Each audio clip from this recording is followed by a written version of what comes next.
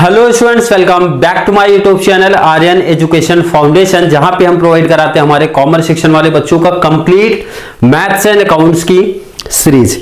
जैसे आप लोग का अकाउंटिंग का जो सीरीज चालू हुआ है हैशटैग नंबर 9 एफवाई बीकॉम वाले बच्चे, एफवाई बैफ, आप लोग का फाइनेंशियल अकाउंटिंग का सिलेबस कंप्लीट है, सेम है।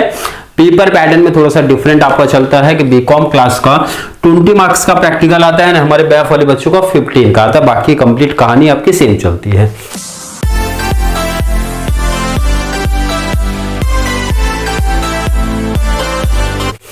कंसाइनमेंट में वैल्यू ऑफ स्टॉक सबसे इंपॉर्टेंट कॉन्सेप्ट है। इसी टाइप के टॉपिक्स आपको एग्जाम में दिखेंगे, बहुत इंपॉर्टेंट है, इसीलिए ध्यान से समझना, नहीं तो काफी बच्चों को यहां पे रटना पड़ जाता है।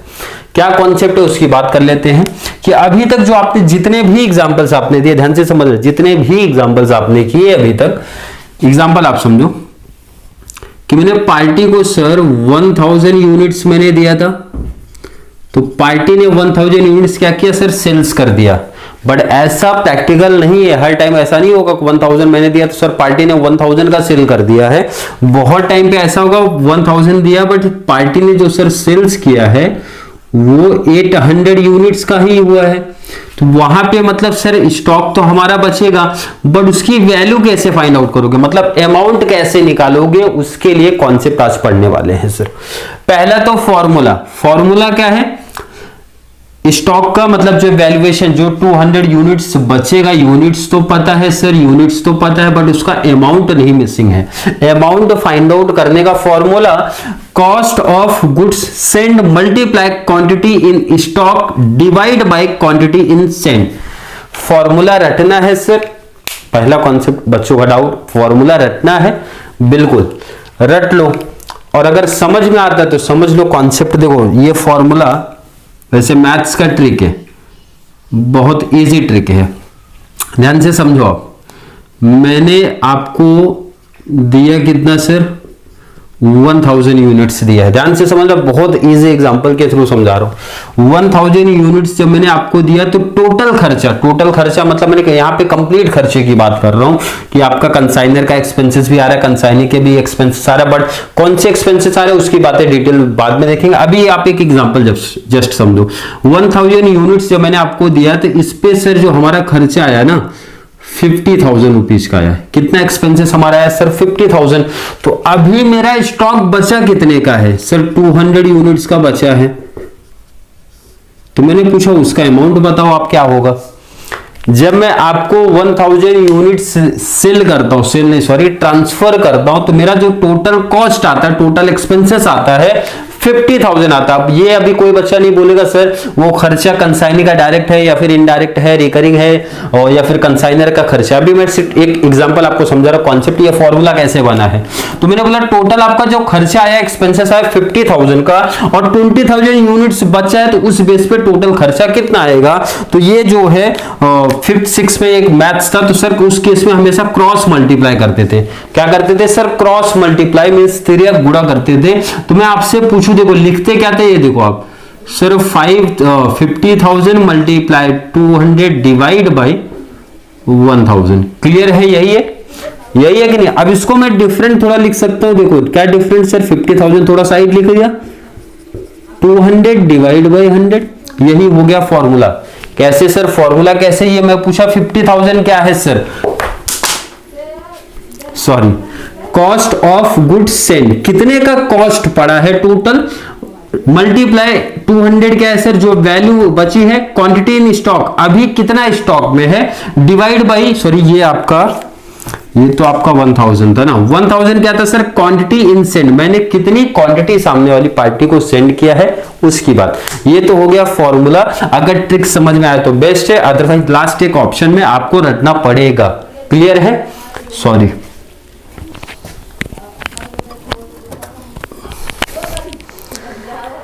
चलिए सबसे इंपॉर्टेंट दूसरा कॉन्सेप्ट जो काफी लोग यहां पे रटेंगे, क्या रटना है सर, क्या बात होती है, जब ये कॉस्ट आप निकालते हो ना, ये कॉस्ट सबसे बड़ी प्रॉब्लम तो यही है, क्योंकि ये दोनों डिटेल्स की अगर मैं बात करूं, क्वांटिटी इन स्टॉक ये तो आपको इजी मिल जाएगा, क्वांटिटी इन सेंड, ये तो आपको दिया रहता है क्वेश्चन में, कितने क्वांटिटी आपने सेंड किया ये क्लियर मेंशन होता है स्टार्टिंग में गुड्स कंसाइन के केस में।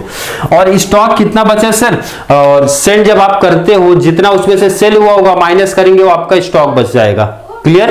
तो यहां पे सर हमारा कोई प्रॉब्लम नहीं, इसमें तो कोई प्रॉब्लम कोई कंफ्यूजन नहीं है।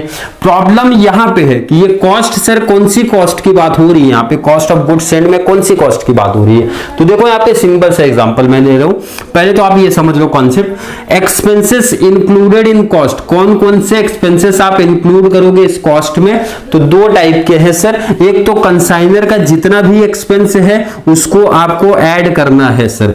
कंसाइनी के एक्सपेंस में आपको सिर्फ direct expenses means non recurring expenses को ऐड करना है, रिकरिंग एक्सपेंसेस को ऐड नहीं करना है, और यही सबसे बड़ा कंफ्यूजन कॉन्सेप्ट है। कंसाइनर का एक्सपेंस ऑलरेडी पहले भी एक्सप्लेन कर चुका हूं, कोई प्रॉब्लम नहीं है सर। अब वैसे भी यहां तो कुछ सोचना नहीं है, कंसाइनर का अगर कोई एक्सपेंसेस होता है तो वो हमारा कॉस्ट में जुड़ता है, यहां तो कोई दिक्कत नहीं है। प्रॉब्लम थोड़ी सी यहां है कंसाइनर का कौन सा नॉन रिकरिंग एक्सपेंसेस है, कौन सा रिकरिंग एक्सपेंसेस है। तो मैंने बहुत एक सिंपल से वर्डिंग में बोला था, ऐसे खर्चे जो वन टाइम होते हैं, ऐसे एक्सपेंसेस जो हमारे वन टाइम होते हैं वो हमारे नॉन रिकरिंग एक्सपेंसेस में आते हैं, और ऐसे एक्सपेंसेस जो रिपीट हो सकते हैं, फिर से हो सकते हैं, वो हमारे रिकरिंग एक्सपेंसेस में आते हैं। क्लियर है बिल्कुल। तो जब आप क्लोजिंग स्टॉक फाइंड आउट करोगे तो ये दोनों एक्सपेंसेस को प्लस करोगे। अब बच्चे क्या करते हैं, इसको कॉन्सेप्ट को रटते हैं।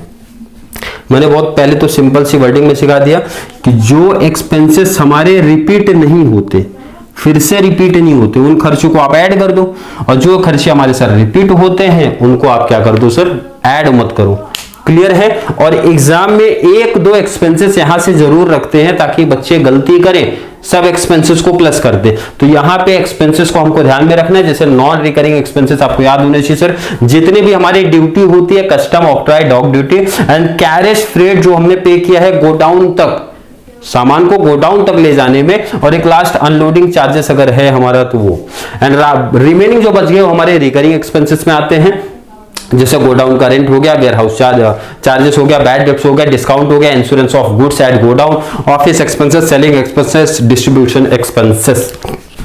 अब इसको देखो दूसरे तरीके से भी कॉन्सेप्ट आप समझो कैसे, ये समझिए आप ध्यान से समझना, बहुत से दूसरे वे से समझा रहा हूं। ये आपका कंसाइनर है, कौन है सर, कंसाइनर, कंसाइनर का गोडाउन है, कंसाइनर का ये आपका गोडाउन है, और ये जो है कंसाइनी का गोडाउन है। ध्यान से समझना, बहुत इजी एग्जांपल, कंसाइनी, ये आपका कंसाइनी का एक्सपेंसेस और कंसाइनी का गोडाउन है।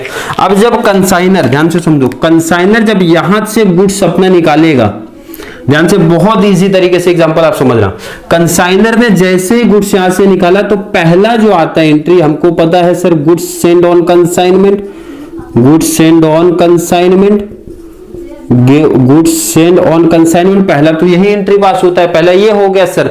अब ये जो कंसाइनर अपने गोडाउन से सामान लेके जाएगा तो कॉमन सी बात है सर, कुछ खर्चे लगेंगे हमारे। कौन से खर्चे हो सकते हैं सर, कैरेज लग सकता है, फ्रेट लग सकता है, हो सकता है मैंने रास्ते का कंसाइनर ने इंश्योरेंस कराया होगा सर, एंड पैकिंग लग सकता है। मतलब एक दो नाम लिखता हूं, सब लिखने की जरूरत नहीं है। चलो, जैसे कंसाइनर का खर्चा हो गया sir carriage and insurance, example आप समझो दो।